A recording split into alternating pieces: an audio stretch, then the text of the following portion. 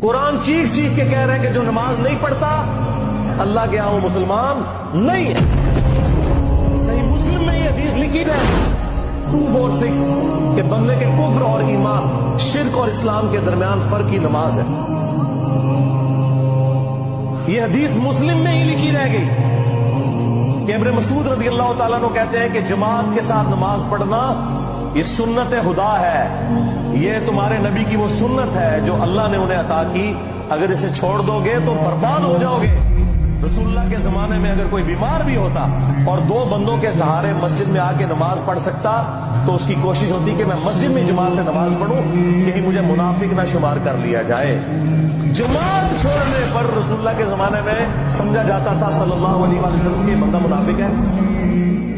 صحابہ کرام کو، اہل بیت کو کب معلوم تھا کہ ایسی امت بھی آنے والی ہے